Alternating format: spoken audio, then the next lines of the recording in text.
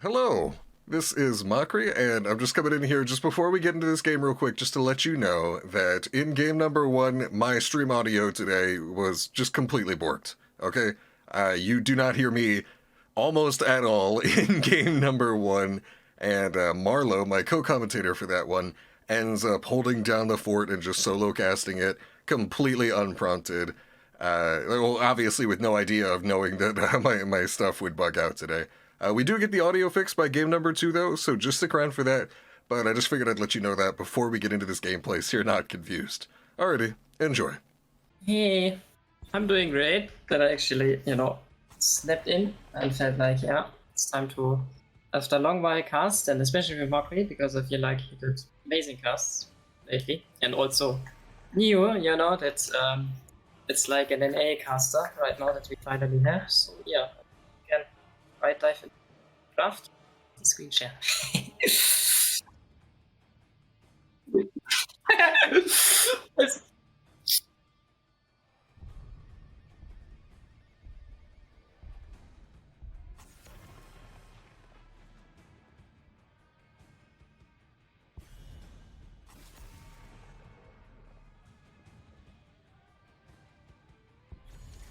With every death comes honor. Honor, redemption. This realm need a light.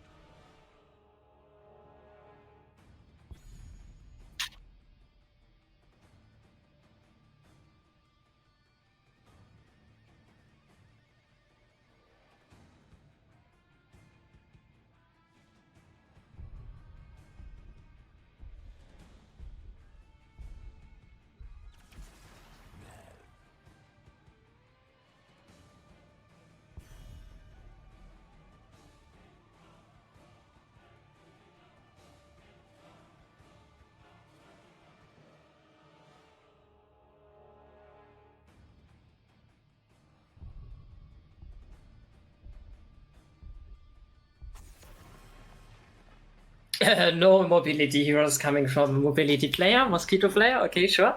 I think Genji and Tracer also looks a bit rough, right? That now it's usually a counter against Hanzo. It's not there. But I mean, I think they still can try to go for long range poke into driving comp. Maybe makes sense for Freyleg Cat.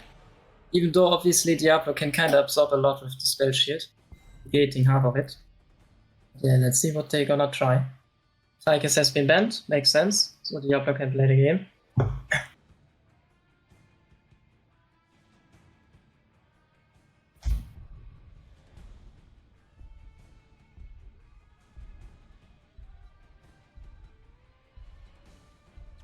Ruktar Ogar! I will fight to my last breath.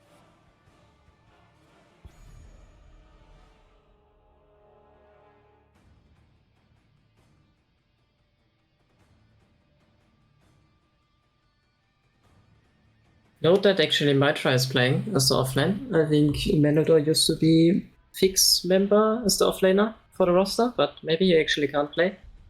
Or they made a swap. I will hunt them down. Yeah.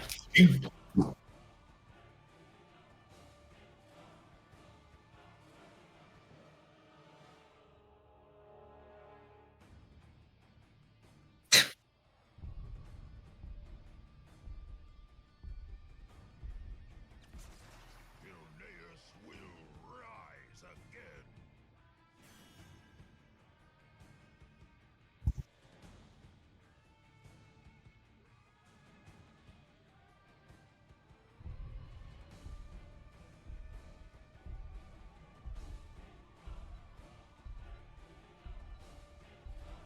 Yes.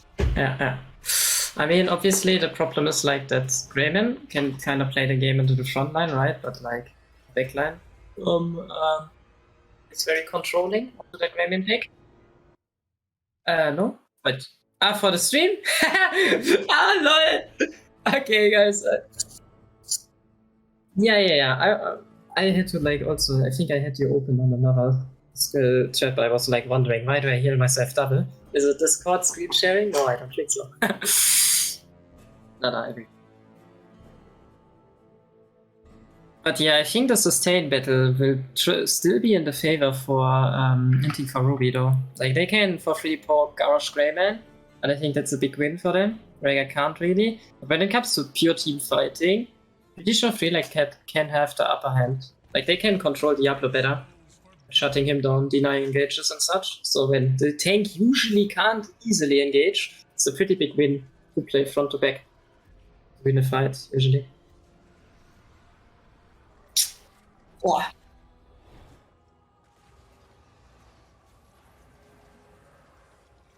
I can also check if needed. 10 seconds.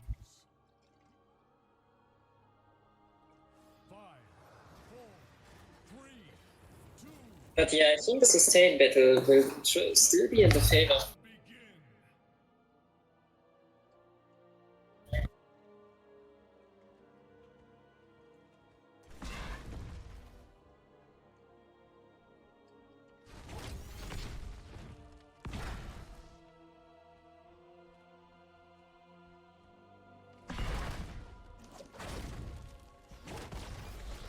begin. Go. Hello, hello. Oh god, that's way too much.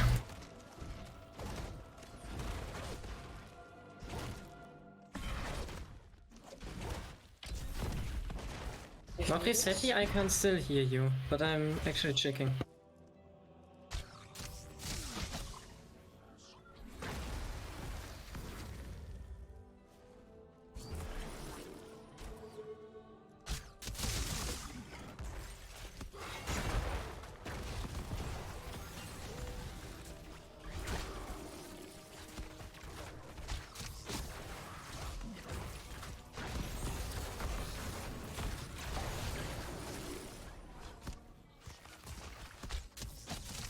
Okay, I guess I try to cast in the meantime.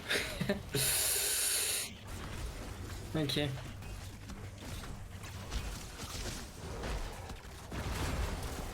Yeah, it's pretty weird because I can hear you easily on Discord. Okay, what fight is taking place? I guess I'm solo casting right now for a while.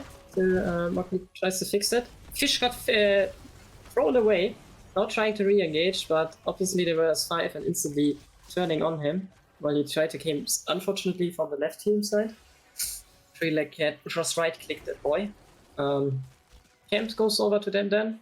Blaze instantly rotating top. Garrosh gets both. And Gunnar, however, he saw like, okay, I can't really rotate bots, and I take the advantage and just get prior top lane. Which I think is a very good call. But however, he doesn't see it coming, and Greyman's on his way. I think they can kill Gorga, I'm not sure. Sadly can't see it right now, but on bot lane, Lunara gets engaged. I couldn't see if Gorga is dying right now. But it's fine. Right now Rega died bot though.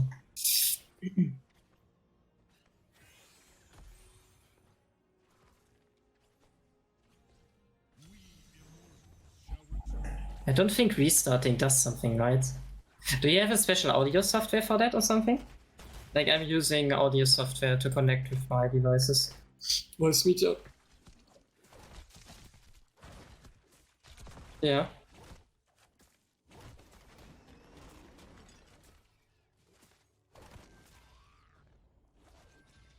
I mean, if needed, maybe actually restart the stream. Or it's something with Discord now, I don't know.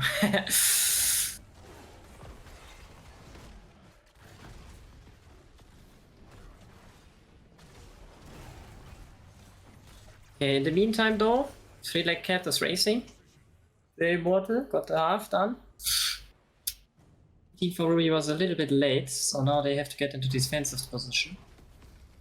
That means Fish is already showing himself, mighty, in front of Garrosh. Hanzo in the meantime obviously has to race. He's solo racing, so Lunara's trying to aid the fight. Maybe it's actually good that Lunara now tries to catch up, but that means that Diablo has to concede, which they are doing.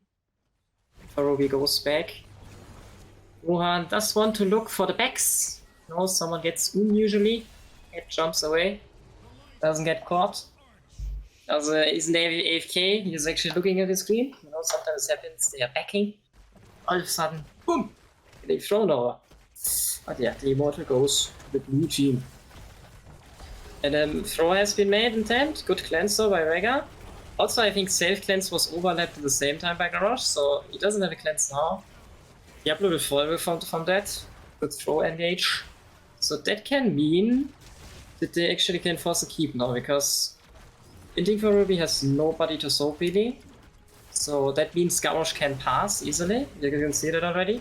Like he's trying to zone away the range. Even if he takes a lot of damage, that means his team can auto-take on the Immortal. While the Immortal hits itself right before. This is always good when you do that as a tank. Just like in this moment, soaking the damage, because you know there's no CC on the enemy. And yeah, just fine. Replug cable? Yeah, maybe that's the best idea.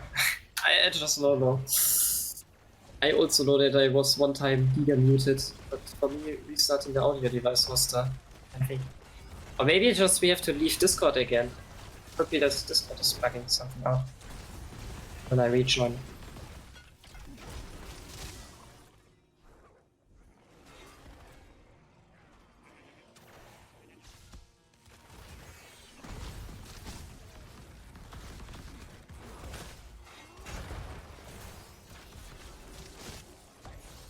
Okay, so Prio goes to 3-leg cat right now.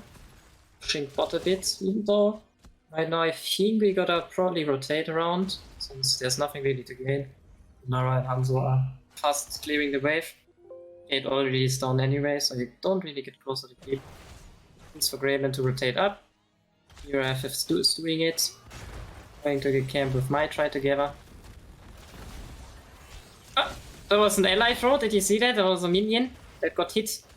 I was scared obviously that Rega might be dying here, but the minion was getting saved. It happens so often as Gauntlet, I know it myself, I hate it. Trying to save someone, and then either a hero walks by who doesn't need to be saved because they are clumpy, or it's a friendly minion feels like, yo, fuck off. I have more importance, I'm glorified.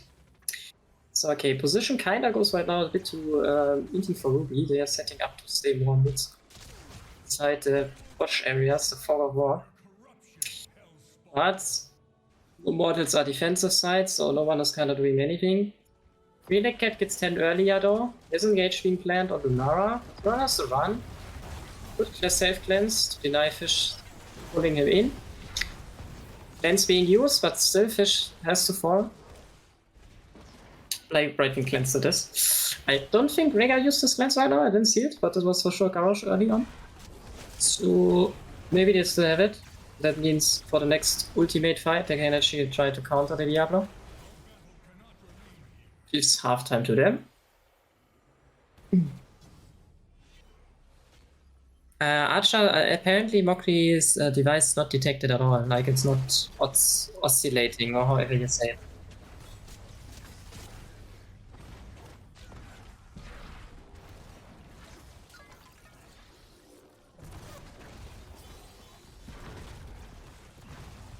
Does it make sense to remove and recalibrate it? Like, you know, just like remove the device from the OBS and then put it in again?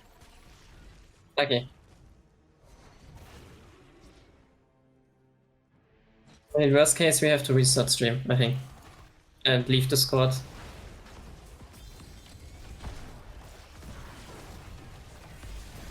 Yeah. And I'm trying to solo cast it. But ultra worst case, I don't know how fast your PC is restarting, but this is, I think, the full medicine, right? All cure to it. But I hate you doing that. Maybe it's needed. Let's hope though, just restart and stream network. Okay, either way though, talking about the game right now, I'm trying my best, guys. Full Immortal, or almost full Shield Immortal, goes to 3-leg cat. Couldn't really follow the fight now, I'm sorry. But it seems like they denied Apocalypse engage and so on. Oh, talking about denying something. Instantly went with the air taunt. And out of range of Brightwing, so Brightwing couldn't even cleanse that. Very swift engage, and Diablo has fallen. And you already see there's a lot of like focused Diablo comp, and what I said, like, it's in many games, when you have like a focused tank comp, one-shot tank comp, or in general controlling that one, you have a high chance of like sustaining through the lead. And you can see that already, Johanna's making use of it. It's a lot of self-cleanse support from himself, or sometimes even Rega assisting. And then Grayman is finishing the job by one-shotting. Sometimes even Blaze can flank and just deny the backline from following up. So yeah, right now, Inting for Ruby tries desperately to defend the keep, and I think they will be able to. Gets a little bit scared of a counter engage. Even though I'm not sure if they have to be too much scared, I think they could have forced. Since looking at the ultimates from Inting for Ruby, they have a lot of like damage ultimate that don't enable an engage at all. Like Shockwave is kind of follow up, very far range. Lightning Breath, you kind of have to be in first. Apok is a bit more far range, right? Leaping Strike, you can't really go in. Yeah, Vines. Like it's all these range poke spells kind of being chosen as ultimates. So that means the engage potential actually is not that easy. Unless you run melee into them. And you walk into the keep. Like let's say Garage is melee walking. But that is needed, right? You can poke the keep. Grayman and leaving. So now they're setting up a trap. They have level 13. That's what Free Leg Cat wants to do. Want to look fancy. Trying to sneak a kill. But actually forcing the keep. I like it a lot since keep is very low already. Less than 40% HP.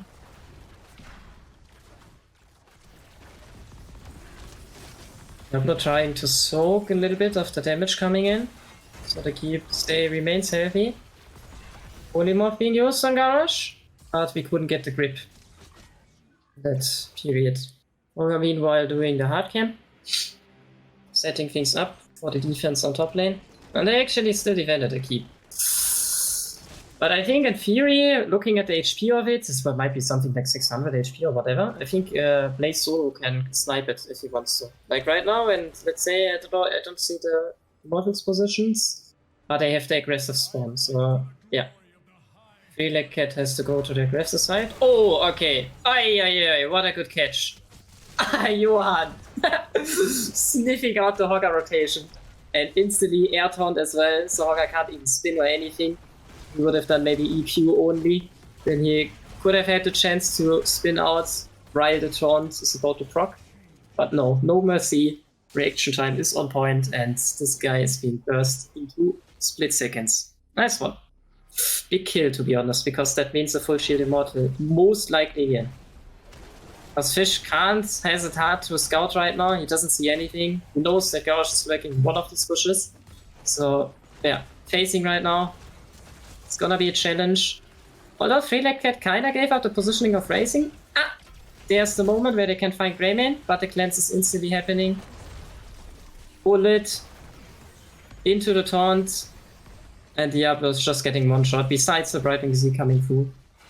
But up to this point, it's also the level striking in, right? Diablo already being squishy and not having full souls. And then this. Well, I mean, I think we just had it got done now. Yeah. Link poking from the side, Hero F is finishing, Immortal. They go on to my try. Ancestral is on point. Garrosh can fall here maybe. It's polymorphed. Lightning Breath still in. Goes on Hogger though, finds him, and fuck my life, and I think he survives as well. Johan Garrosh, guys. Johan Garrosh. Spicy one. I'm a little bit biased, but you know. Elite Sparkle, he sadly has mic issues right now. His PS is not detecting his mic. I can hear him when he's saying something to me, but yeah. It is most likely required to have a restart of the stream, maybe even restart of his PC, I don't know what we are doing. But we do it after the game, obviously. So right now it's just me trying to assist fast. Panic cast. You see it, yeah, he's writing an observer's chat. Talk to his Twitch chat. It actually looks CG to me. 3 levels ahead. Going on to Hanzo. Bullet. Even Hogger. I mean, that was a really brutal destruction. Honestly, I think 3 Leg Cat is very hyped for the Gauntlet. Already showing a very mighty opening of the game. Craft-wise, excelling at having a one-shot tank potential and then controlling it, and then also vision. And having a very small areas where you can actually be susceptible. And I thought that Greyman will be getting poked early game a lot and has very limited space, but you see top damage, 0 deaths, UIF did a brilliant job, and he actually could enable him quite a lot, right? He wasn't even the guy that did the most damage. I figured that might be me. Okay, yeah.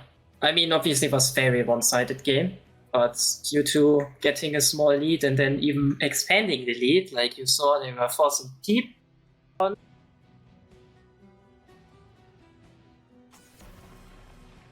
Stop your sparkle. Okay, that would be it now. Now we can hear him, not the other.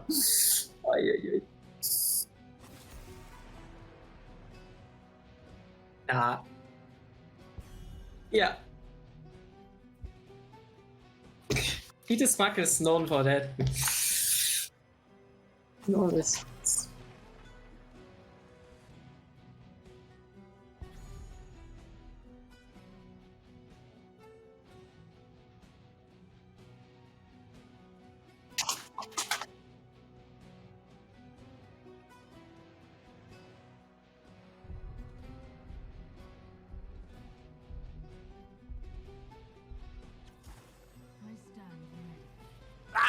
Okay, it works on this scene. It works on this scene. So if I copy the microphone over here, okay, it should work here. Yes, yes, yes. I'm confused. Okay. And then if I put this here, you should hear me here. Hold on. I'm busy. The meter. In the meantime, so guys, Vala has been picked first by Inting for Ruby. They are looking for probably via Vala Hyper Carry Comp, some like triple media level support, I suppose. And on the other side, they open with Blaze Hanzo. Blaze Hanzo kind of like some side of sort of counter to Vala. And maybe double support with global arrows coming in. I would assume that they now at least pull out maybe a Stukov, but also Stukov's getting kinda countered by Hanzo, so they should be scared. But yeah, they do Johanna and Stukov. So with Johanna, they have a flexibility to go something. Falling Sword with a like safe cleanse into the arrow could be a thing, but then you obviously lose a lot of engage potential and proactivity from your side. So always risky pulling that one in, right? But you have something to defend rather. I think the ban could be Kerrigan maybe. It's very strong pick by Mindhawk. Else they think of Lyric, I would assume. They actually ban Zarya, since Zarya is also a popular double support pick to enable Vala. Very strong, just with that push potential right there, really able to siege buildings down in an instant. And I just love watching Zarya personally. It's absolutely a favorite of mine. Yes, you could hear me typing, guys. I was going through all my scenes and fixing them really quick by adding the actually working audio source this time. It was not working at all before I restarted, but I'm pretty sure every scene should function, fingers crossed now. We will see very quickly if they don't when we get to the end game. But now here we are in... What am I doing, Marlow? You are giga chatting with your keyboard hands. Yeah. No, I just love tip-tapping away on the keyboard, but we are good. If everything is as it seems, then that should be the end of our audio woes. We shall see. Of course, OBS can be a little unpredictable at times. Deckard gonna be played by Captain Rex here. Again. Yep, and just I was about to put out the same thing. You heard me cheering for him. I think he's going for another Garrosh game. But obviously, Stukov can't really survive a cleanse, a taunt coming in, or either Vala. So that's once again a good idea to one-shot. I actually was low-key thinking maybe they put out a Lyric main deck or something, because it can also actually work against Johanna, and even trap Vala with that too. But was maybe too spicy. And there we go. There we see the Kerrigan. Deckard has no cleanse, so it's a reasonable take, but they also have a lot of melee controlling stuff from the side of 3-leg cat. I mean, what is gonna be the last pick? What do you think? You brought up that Deckard doesn't have cleanse here, Marlow, but neither team has cleanse, at least on their main... Neither team has a full legit cleanse. You know, the closest we have is Nature's Cure. With this double support draft, this is an interesting one for sure. I think there's going to be a lot of CC just on these heroes that they're not going to be able to get rid of with that cleanse. Oh, here's Mephisto being picked up by Three-Legged Cat. Commonly Very good, I think. Yeah, picked into double support because he's one of the few heroes able to output the damage necessary to even stand toe-to-toe with double support, and he loves taking those 5-on-5s. So I think that's a smart pickup right here from the last pick for Kireth. I still favor the Deckard comp a lot though, because he has heal reduce, right? So it actually plays into the hand of the double support pick. And I feel like the supporting from Stukov is very telegraphed, like you know when he's gonna do his big healing. And on top of that, like Deckard controls a lot of melees with his moves. Combined with AoE, CC, which is happening with Blaze, Mephisto, Hanzo, like every one of them has kind of an AoE CC component, right? This helps Deckard a lot too. I think, expand the CC duration. So I don't know if Kerrigan has necessarily a free game, even if he gets 2 healers at her side. Let's see. We shall see indeed. Mindhawk has done good things on this Kerrigan in the past, able to pick up some flashy kills here and there. Hoping the Inting for Ruby with a bit of their strengths right here. They love running that double support. They love running that Kerrigan. They certainly would love to even this series up right here. But let's go ahead and, for the first time this series, introduce the players according to their teams. Here we have Captain Rex on the Deckard, Johan Ayaya playing Garrosh, Hireth on Mephisto, Drakir on that Hanzo, and Maitri going to be playing Blaze. Marlow, who do we have for the members of Inting for Ruby? Okay, you actually announced them. I wanted to ask it before. Okay, we have Fish. We have Fish, the caster beforehand, guys, by the way. He was a better one last week. On Johanna. Then we have Het on Vala, Nox playing Malf, Mindhawk on his signature Kerrigan, and Gunnar taking the offlane right now as offlane Stukov, the Admiral. Offlane Stukov, hey, Wildheart told me it was S tier. Was that CCL itself as, whoa, hold on a second. That is an early first blood. Johanna gonna be dropped by Three-Legged Cat. What a move. Even broke through the trade, actually. Pretty interesting. But then again, it's not a big trade shield yet. Oh, a gank attempt has been made. Do you think they can kill him? This is looking at least like they're gonna get a bunch of damage out, but no, not able to finish off Gunner right then and there. Hat with a timely counter rotation, able to go bottom. It was very close. I think if Nox rotated aggressively alongside Hat, I think this would have been a Garrosh kill actually, because the root would have been in time. Yeah, I mean, just that CC chain. Right? Yeah. The CC chain just so good between those two rotated heroes. Safely when I saw it. Okay, in the meantime, also they're instantly going for the hard camp for Ruby, but that also means Inting for Ruby is doing the soft cap, by the way. And Three-Legged going for Cruiser. But everyone is kind of neglecting top lane right now. That's kind of interesting. I mean, top lane doesn't have any camps in it, Marlow. You know, that's the thing. But I think so. You know, Hanzo wants to stick. Mephisto wants to do his damage. So they kind of see the air about top lane, but Kerrigan is happy very soon, even more with the stacks. So she kind of likes to lane top a lot. You see it from different Kerrigan players, right? They kind of do a lot of top lane early game. It's good sense. Yep. I mean, generally, just once you get that stacking at level 4 for Kerrigan, you see a lot of farming, just waiting to scale into a late game powerhouse. And this game is no exception either, with Kerrigan indeed going for stacks at level 4. Now Inting for Ruby picking up their bruiser camp right here. Both teams relatively even in experience. Gonna fight to see who can control the mid lane here and try and get that bruiser advantage. So far it's looking like Inting for Ruby's got it though. Yeah, Garrosh is trying to sniff out a pick. There Kerrigan goes, but Maitri sadly went a bit too far on the autobahn and perfectly slided away from Kerrigan. Unlucky. Was a bit too fast.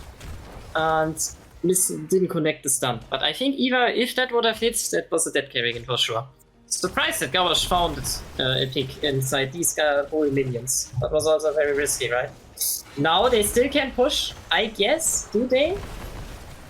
Because the camp's still not dead. Looks like I think Three-Legged Cat forgot their leg at defending this. IFR gonna at least pressure with the bruiser camp a bit. Fish knowing that he'll be able to get the turn-in off as the members of Three-Legged Cat are distracted by that mid-clear. Johan Ayaya gonna toss Fish back in to interrupt the turn-in. And actually interrupted Mindhawk, yeah. It was very close though. I'm not sure. Can you see look over the talents if Garrosh has like the throw range on one? Garrosh does indeed have it, yeah. Because I think else he wouldn't have interrupted. That looked very sussy to me. Just at the rear interrupt range. Yeah, I know Garrosh inside out, that's fine.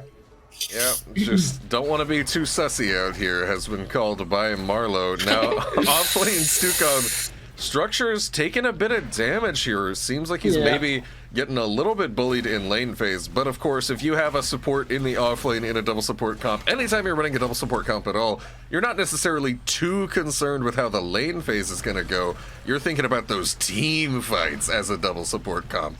So I think they're willing to allow Blaze my try right there to get a bit of damage bot side in favor for that team fight strength later in the game. Oh, Vanna, an attempt on Vanna has been made, but Fish slowed Johan. I didn't know if he had safe plans right now, would have just ignored Johanna's slow, but either way I think it's fine, threatening away. Combo onto Garrosh with a root on top of it, but the safe plans obviously, right? There's a lot of advantage that they have Garrosh early game against Kerrigan, because usually Kerrigan has a strong early, right? And melee characters in general want to like snowball from early game on. Maiev, all that stuff, right? But Garrosh can save himself a bit with the safe plans if he's not brain dead. He's actually pressing his buttons. Which Johan for sure proves in game 2 as well. Alrighty. Who do you think will turn in now, by the way? Because both teams have like, you know, they don't. Now Draki is doing it. It looks like Three-Legged Cat is able to get in some free turn-ins off of the Forced Hearth from Fish as Blaze actually goes down. Hold on. You distracted me asking about the turn-in. It's go ahead enough. No, you don't go fuck my gate anymore, Blaze. Fuck you. I sent in my cavalry. Sadly not Tracer, right? Cheers not, but it's a Kerrigan. Mindhawk now here in the bot lane actually gets body blocked by Gunner for a moment while trying to go to the minion wave. Now Johanna stepping up on Fish. Yeah. And actually getting the throw, but Deckard wasn't ready. Well, actually, I think it's pretty hard to follow up this Deckard, right? Into like Ivana getting thrown. Because I think the cube has to be in the same moment while the throw is happening. yeah, in I general, don't think it's as easy. a lot of heroes can be kind of awkward when following up on Garrosh, whereas it's a lot simpler when you've got a nice point-and-click hero like Greymane, someone that can just go right in on them. But here we see the members of Three-Legged Cat just coming down and absolutely slaughtering Gunner on the rotation. They have picked up their level 10s here. Expect that to be relevant. Nox gonna get Sapphired in the backline. Oh, barely avoids the Dragon Arrow. What? Your fault, your casting. That was you. my influence as the NA caster That was only you. has caused the NA arrow to happen. Mindhawk wanted to actually try to go for a flank, but my try sniffed it out and stopped him, I think. Cameraman didn't show though, Twitch chat. Cameraman, blame him. Somebody fire that guy. Yeah, who is that guy even? You made mic issue, what is that? No. Okay, bottom siege has been kept. Now the thing is, how do you think Inting for Ruby is approaching this when getting the Web Weavers? What do you think are the priorities? Well, right now, just before the Web Weaver spawn, you always just want to clear minion waves as much as possible to try and make your Web Weaver spawn as aggro as possible. And then I think they're all just going to group up. It looks like here in mid. I like staying mid for the first part. Oh, Fish actually getting jumped over the wall. This mid gate is going to go down soon. Fish not even trying to get out. Helping. Kerrigan actually helping Fish out by going out to Garrosh. Very important. Good peel by there. Nice team play action. And you're right, I think they are also getting mid right now because of it. How much does bottom Red Weaver has? Oh, never mind, there's an engage. Arrow. Alrighty. Nothing's happening. And now after that arrow, nobody going down in mid just quite yet. Ooh, there's going to be a Garrosh combo onto Fish, forces out the Iron Skin. Will get rooted. Ooh, Mindhawk fishing for a Kerrigan combo, not able to find anything. In this temporary 5-on-4 as Blaze clears bottom, Fish now going to Hearth back on out and will be joined by Nox as the rest of the members of Inting for Ruby get started with Bruisers. I actually think Inting for Ruby should have forced that fight. After they arrowed it like nothing on the support and they were still fine, if they expanded this, maybe bottom fort could have died, right? Because Blaze still would have kept on fighting, I guess. Because that's why I wanted to know how much the web weaver on bottom is still left, right? But then the arrow happened. So just wanted to see. But I think could have been an idea by them. Because legit, Stukov, he was like full HP under the arrow. It looked very scary at first. And Like, Marlow, hard camps. I also got to point out here that this is a Decimate Garrosh as well. This is No not... damage gameplay. What do you think about that? Is this just playing for the brawl playstyle that double support is going to encourage, or is there some other element to this that I'm not quite I getting? would say it's usually like, first of all, Hanzo and big Mephisto triple arrow! before Hold up on 16. that thought! Hold on, they're And going before in! 16? Yeah? Okay, wait. Hold on, there is Oh, Mindhawk Ancient going Blessings has a down! turn. Ancient Blessings coming in. And there is as well the follow-up CC going to take out 3 members of Inting for Ruby, just like that. That means boss. Yeah, that's an easy boss. Drakir able to start that whole chain of events off with that Dragon Arrow. Big play. What I think, back to the question with the Garrosh, why you pick Decimate here. Yes, some way you can say double support has overall less damage or more brawl potential, so you kind of get also something brawling, but it's not necessarily going like the same source against the same source. Usually it doesn't work, right? If you go positive charge and positive charge, they draw back. In this sense, I think he's doing it more like, because Hanzo and Mephisto doesn't really necessarily one-shot at 10. They really scale up to 16, so you kind of want to get something that is actually doing a bit more damage, and maybe on the taunt they won't even kill when it's happening. And the cooldown is also way bigger, right? It's 50 seconds onto that. And you usually can only find a Johanna early, and taunting Johanna is also scuffed. And at the end, on 20, you have damage reduction, if you want to play it. And that is really, really good against Kerrigan and Valor. Their damage becomes kind of deadly and brain dead in late game, right? Oh yeah. Against it. The Garrosh 20 upgrade is just so absolutely comical for winning team fights right there. Basically permanent 40% damage reduction on the heroes near you. That's absolutely team fight winning against any team built around just sustain damage at all. Mindhawk actually going to get hit by the jet propulsion. Oh, able to cancel the stay a while and listen with the Kerrigan combo. Might try though with the jet propulsion, yeah. And then on the side flank hero F followed up.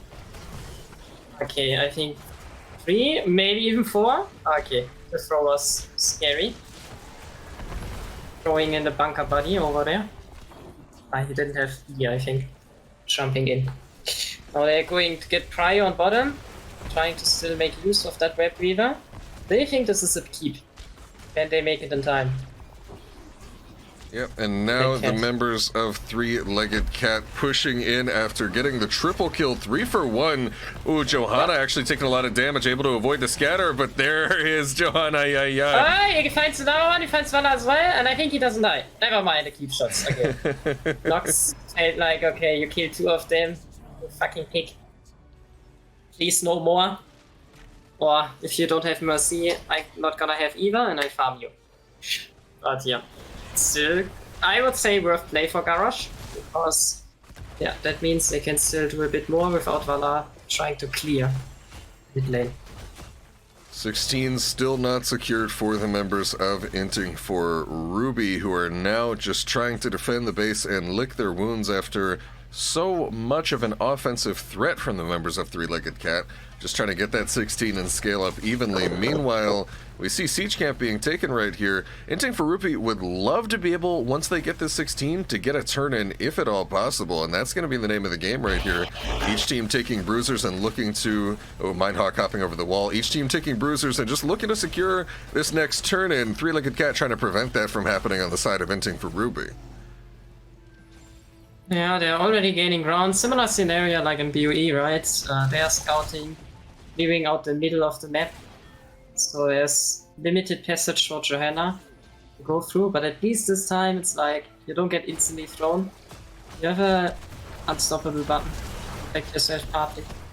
But they go on to Mindhawk with Perma CC chain and he can't even press his ice block. If his ulti is okay messed. But I think they also get Stukov, right? Yeah. Stukov will go down, completing the double kill. And this is part of what I was trying to point out in draft right here is, hold on a second, Three-Legged Cat now is stepping forward off of the double kill, looking for the potential core right here. Can they make it happen? All depends, I think, on Mephisto. Probably. Johanna That's a kill on Valor. lands the groundbreaker onto Johanna, and that is the most frustrating I think cast he gets combo. Valor. He gets Valor, yeah. Oh. If Valor dies now, I think it's core. Yeah. Yep, with Vala dead, that's the biggest source of sustained damage for Inting for Ruby, just absolutely down. Mindhawk jumping into the scene, looking for a combo, gets immediately jet propulsion. Ancient Blessings in the same moment was also up when Kerrigan responds, so there's insta the deadly damage coming in. Mephisto sadly missed again, but it's over. Deckard is like, yo, Captain Rex, I'm doing it, I'm the captain. You clones just sit behind me. I'm the leader, and I finish the core with my bonking stick. I kinda cool ending. Deckard is bonking them, bonking the core to win. But yeah, I think similar, like, not outcome, but way of playstyle from like Three-Legged Cat, right? And also, I think they ended similarly the game, like 40 minutes or something was PoE as well. So they are showing a lot of dominance already. Speaking of dominance right there, it's only going to take a single more victory in this series for the members of Three-Legged Cat to eliminate Inting for Ruby from the Gauntlet. And remember, the team that wins this one will go up against the number 6 overall rated team, Masters Clash Academy. There will be a 10-minute break between the series, but this is looking like it might be a fast series right here, so there might be a short transition soon, unless Inting for Ruby can get it together and keep their hopes for the season alive. We did see that looking a little bit rough, and I wanted to just say towards the end of that game, I was talking about the draft not having a real cleanse support. Even with 2 supports, as we take a look at this Inting for Ruby draft, even with the Malfurion and the Stukov, that still lacks the ability to protect heroes from getting bursted down, like what we saw in mid lane, where the catalyst for that was the Blessed Shield onto Kerrigan in mid, was the follow-up, and even with those 2 supports, there's no saving that. So the lack of the cleanse there, looking at least like an issue to me, unless they were able to stay a little bit more grouped. But the second somebody got isolated, it was just curtains for Inting for Ruby that game. Totally agreed on that one.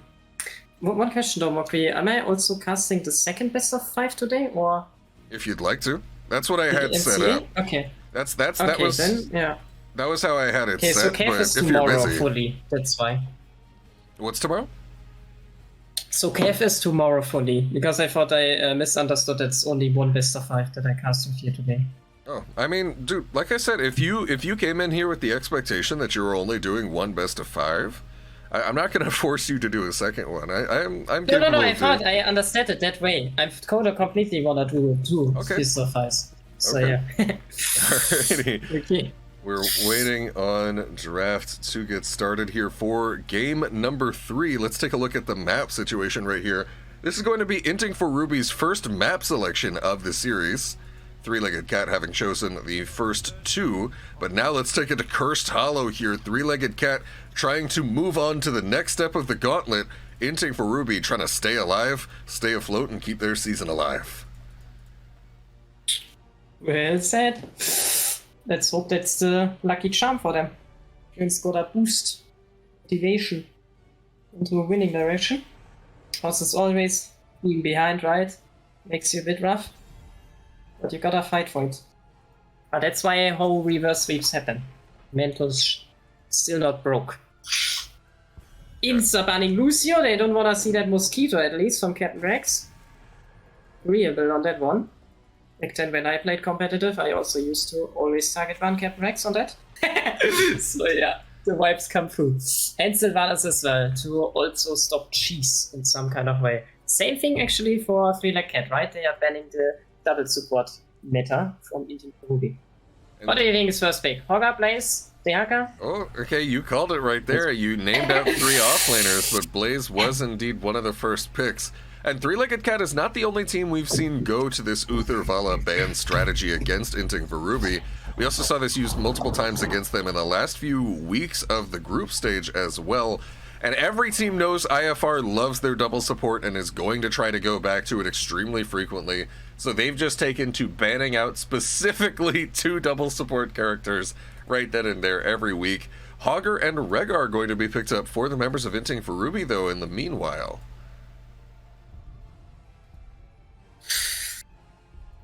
Rhaegar and Hogger is very, very good counter opening, but I think Tyke is very unpopular on Curse, so you can't really easily pick it against Hogger. Really wondering, maybe a Brightwing Curse followed? No. Again Hogger, so Garrosh, not Hogger, Garrosh. Garrosh in play is very popular if you like for 3-leg cats, going for a 3rd time, just going full convert, or I see it's a nice tool against the enemy, and Grayman being followed for the, I guess, overall game clear, macro, and boss races, gain advantages on that. I would say solid. Very solid. Brightwing being banned, now, you know, they could have actually also played by Brightwing now, but maybe they were scary that they picked Grayman away for Inting. And to be fair though, it looks like a Grayman angle, right, when you see Rhaegar Hogger. And Hammer being banned. What do you think is their response now?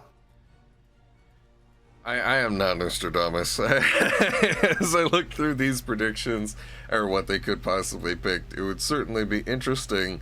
I will say, they're free to pick their tank now that we see 3-Legged Cat has taken theirs, with the other tank, of course, banned out. Talking about Sergeant Hammer, that tank will be ETC, as well, paired with a Hanzo. Classic Hanzo map right here, able to contribute a lot either on the push and anti-push or on taking out those camps, as well as giving just vision control and crucial play around all the corridors. You know, Cursed Hollow is a map where you're spending a lot of time fighting in hallways, and that's always going to be perfect for getting out just those max scatters everywhere. I expect to see Hat at least trying to pull some of that out. Drakir on the Cassia and Malf for Captain Rex. Those are interesting last little picks right here that, to be honest, I would not have expected. Yeah. The last pick, I feel like Imperius could be hella strong for the side of Inting for Ruby. Kind of control still. They need something to chunk down the tanks. Hanzo's not enough right now. Hogger kinda waits after 13, 16. So right now they can't really force Garrosh kills, even if any DC slide, but it's gonna be my wave. Which I'm not really feeling like it's the right decision. Especially when Cassie can deny it with a blind. If she wants to. Yeah, the Giant Killer from Maiev is also rather late, right? It's only happening after 16, so I feel like Garrosh is very tanky in this game. It's just my opinion. Let's see how it goes.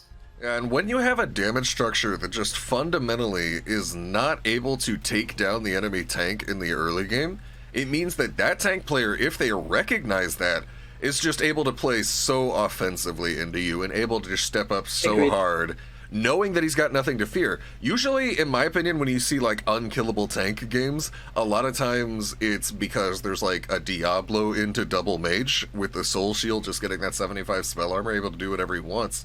I don't see it as much with Garrosh here, but you are right, a lack of individual damage pressure onto the Garrosh here coming into this game as we get started with game number 3. Match point here, potentially the last game of our first series of the day. So I'm announcing 3-Leg Cat this time, because I wanna feel it. So, we have Drak here, playing Cassia, Johan Ayaya, and the 3rd time on Garrosh. Maybe he's bored, but he loves it here, I think. I try also on the Blaze, 3rd time, maybe also bored, but I think, you know, you do everything trying to win. Captain Rex, I think on Malf, and last but not least, Hero F playing the Grayman. I'm like trying to move the camera so Hireth's name isn't like hidden. No, or we just wait till they go out, right? Yeah. For Inting for Ruby, we have Gunnar gonna be playing that Hogger, Hat on Hanzo, Nox playing Rhaegar, Mindhawk on the Maiev, and now Fish777 playing ETC as they scare Maitri into jet propulsioning away from the action. They gave Hawk Maiev so the series can go to game 4. That's the energy we want to see right here. Let's see Inting for Ruby try and even this series back up. Go on Gunnar, but Gunnar saw it actually. Right in time, reacted. That was very close, but Garrosh got knocked away. Now they don't see though what the cow is planning behind the scenes. There's some orchestration, but no. He's fighting again, so they still don't know that EZC is here. Cassie is maybe getting left alone right now. Although, one quick thing, I actually thought that they might do Cassia offlane and Raymond is more the rotative assets here. Doing the camps and such, right? Well, Cassia can completely offlane actually, that's pretty cool. Like, similar like Lunara. I feel like Lunara Cassia, outside of like the standard Falstad offlane, is actually a range that can do it. In my opinion. Yep, she certainly, as the Cassia offlane or anchor, has to worry about getting ganked, but outside of that, outside of ganks, I feel like you've got to feel pretty comfortable as the Cassia right there about your ability to survive. Inting for Ruby, yanking Johanna Yaya, gonna get a lot of damage onto him. In the meantime, we talked about not being able to kill Garrosh, but hey, when he's 1v3ing, you can do whatever you want. I mean, when someone's Twitch clipping, he's always killable though. But maybe had the Twitch clipping? Okay, never mind. Maiev has to tank it for him. Wait, what? How did he spin in? Wait, what? The gate was... Look at this, the gate is still there. Yep. Huh? There is a small gap in the gate that Hogger can squeeze through. You can also actually scatter arrow through gates as well. I don't know if it's using the same principle exactly, but Gunnar... Yeah, but Hogger's way fat and fucking Scatter line, right? Like, Scatter is very small from the hitbox, but this is like this is fat guy, it's fat chicken. What? Yeah, Gunnar with the... I have never seen that, that's the first time! Get me out! What was that? Gunnar with the extremely unfortunate spin right there. Typed the XD in the chat. Yeah, but I want only 5 XD, what the fuck? I don't know if Huna even knew. I mean, he plays a lot of Hogger, but I don't think he knew. At least I didn't, don't trust me. I see Hogger 24/7, I hate that hero, but... What? Oh, don't we all? Alright, don't we all hate Hogger players? You either hero that has everything in this game. Pretty cool. You either hate Hogger players or you are a Hogger player. Remember Sonya meta? Remember Sonya meta didn't have... Sonya didn't have a safe cleanse, by the way, guys, but Hogger has it. He can spin. Actually surprising, by the way, that they got a whole bot fort when this is not even the soft camp side for 3-leg cat. So you can see how much work our dear Blaze did. No, he's hella warmed up playing it the third time. He doesn't do any mistakes. Do you think they can get the stall? Because... Oh, Caprex missed the Moonfire. That was very close. And so, I want to point out, Marlow, just like what... Oh, hold on a second here. As we see Indomitable actually blocking the power slide by Johanna Yaya. Very good play right there. But, Marlow, I want to point out that just like we saw in the Tomb of the Spider Queen game, Johanna Yaya has elected for the unrivaled strength at level 1 right there, meaning that he's going to be able to interrupt those channels from farther away, just like he did in Tomb with the extended throw range, and we did see that used to delay Inting for Ruby's capture. And meanwhile, Inting for Ruby did secure first objective, but a healthy experience lead has materialized for 3-legged cat. Especially, like, even if they have not the first tribute, if they now get another 2 good kills, probably next tribute winning it all, right? That's easy 10, and then you get the 2 strips pretty easily afterwards. Because now they are respawning a short amount of time. Oh, there's an engagement on Johan. But yeah, just self-cleansing. Likes to have a self-cleanse on a tank. I think it's always a good tool. Yeah, the power slides or the Indomitables to block the power slides to block the Emerald Binds. Just so good. By the way, from speaking Garrosh. of pushing and Blaze, what I said before on bottom, I think he found a new home. Now doing the same on top. I think Whitetrier is like, you know, he oftentimes used to play ranged assassins and is also a known Sylvanas player. And I think he incarnated a playstyle already in an off-lane position. Wait, he jump propulsion in right as he's getting ganked. Yeah. I think I spoke too much highly of him. I think there's gonna be the gank. They have 4-man gank. This is the punishment. Tries to pride double the fall is what Count Dooku said. I think he's gonna fall. Yeah. Oh. He's buying time though. This is the worst possible time for this minion wave to be here for my try. I mean, they get a free boss now though, actually. Alright, that's a lesson. Okay, one thing, my try. Not my try. Mockery. Never praise. It's not doable. You can't win because you're jinxing every time.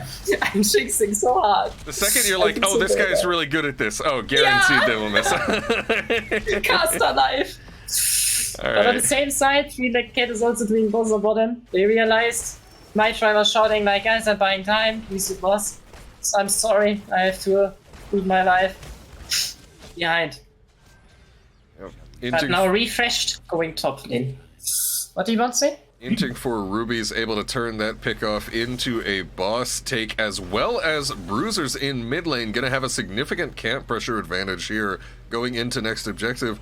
And I question if Three-Legged Cat is even thinking about contesting this, considering Yeah, it its looks position. very hard, like, right? Because they still have to defend. And Garage is pretty late, so they don't see where the enemy is. Okay, never mind. No, actually, EDC shot. But EDC has Sage Dive, right? So, and even Hanzo arrows global. Actually. Ooh, here is Hireth right in the middle of things. Not gonna get umbrally bound though. There is ETC dodging right onto the stage dive, and Garrosh is disked in the backline, getting it slid through by Fish. Oh, actually, he didn't get pulled even through the silence duration. Ah, they go on Nox, and Nox is heavily already pretty so he can't. I know, Ancestor has been used already, but can't do anything more, right? So, Head gets engaged on, but he can jump out. Maybe Hero F gets a cocktail. Boom! Hear it. Cocktail was up. Ready to strike, explode. Hireth able to get that, and just a moment ago I was questioning if Three-Legged Cat would even contest this objective at all. Yeah, as they... jinxing again, right? Smokey, I think we should have, back to the muted mic stream. Oh, yeah. Back to the mic, audio problems. That's why it happened. Chat can't hear you make any false predictions if you don't say anything at all, alright? And then there's me tapping on my forehead. Okay, now they got top 4. What do you think? Should they actually do hard camp as well, Three-Legged Cat? I was told not to jinx it. Inting for Ruby. Yeah, okay, true. Should they, guys? Check, can you maybe? Oh no, yeah, 3 seconds and 30 seconds behind. But could you? Please? We are unsure if we should call it out, but Graven is doing it. I think they absolutely had time to take the Bruiser camp right there before this objective. Greymane's still on this. I think he's got to get some help or something. Yeah, I'm talking about that stage time. There's something coming. Oh. Yeah, I think they have to divert. Oh, is it in time? Nah, see? Oh, we jinxed again. Can they do the hard camp, by the way? I said they should have. They should have. Yes, that's why. She baited. Three-Legged Cat, I'm not sure why they left Greymane to do that by himself, as we see Fish able to get the interrupt right here. Now Nox rotating in on the scene. Oh, that's a slide onto Drakir. Yeah, but they're pretty split, right? One goes on Garrosh, the other one goes on Cassia. The arrows connecting. That looks like a dead Malf, I think. Good resets by Maya. No, Johan comes in right in time and can save. Nox probably dying. Yeah. Fish also just hearthing mid-fight right here as Three-Legged Cat continues. Fish able to get the hearth off, fixing up their HP nice before stage diving back in. Insane slide, but they still don't get kills. What the fuck? Okay, this is so unfortunate. But I also feel like this is a talent diff then, right? Like, for instance, when Hogger had now the pummel, right? The spell power reduction, all that stuff, this looks way different this fight. Like, there was the one spin right now at the end, before he died. This would have been GG, I think. They managed to get 30. Yeah, pummel always a major point of power for Hogger right there, scaling up. There's the end of the fray, tossing Drakir in, trying to finish off Hat, able to find it. I mean, the mobility from the assassins is very high, right? On Three-Legged Cat. They have Cassia that gets movement speed. I think she also had it, yeah, on the one Barbatron thingy. And then Greyman also having 30%. Like, they both have Monka's near Autobahn speed, at least. Ooh. Oh, Johan, do you think he dies here? No. Yes, no, they can't die, right? He's invincible, actually. Yeah, as we spoke about before, Johan Ayaya on that Garrosh, very tanky into the damage structure of Inting for Ruby, as this top keep is just going to go down, everybody shredding it as well as a big wave, and Three-Legged Cat, they're not leaving just quite yet though, transitioning over to mid lane. Level 16 advantage for Three-Legged Cat. Insanely all of a sudden, right? Like, it's insane. I mean, they were like 13.8 or something, and all of a sudden 60. This is actually hilarious. They soak like every wave, no? And then even the structures. Yep, this is really insane. Yep, able to pick off the members of Inting for Ruby, win multiple team fights in a row, and it turns out killing a lot of enemy heroes does give your team a lot of EXP. Oh, there's the arrow and containment disc onto the same target. Maybe a bit he's of way too far away, I think. Yeah, can't follow up on the kill from that far back right there. Inting for Ruby would have loved to find something, but they're now down a couple cooldowns and still no closer to completing this defense or getting a pick. The problem is also, they have all defensive tools up, right, on into 3-leg cat. They can even drop down the bunker and now say all fire in and then they have it. So I think this should go to him. Don't think Inting from Ruby should force a kill right now. Because if they die right now, that means loss, right? For the team. Of 3-leg cat.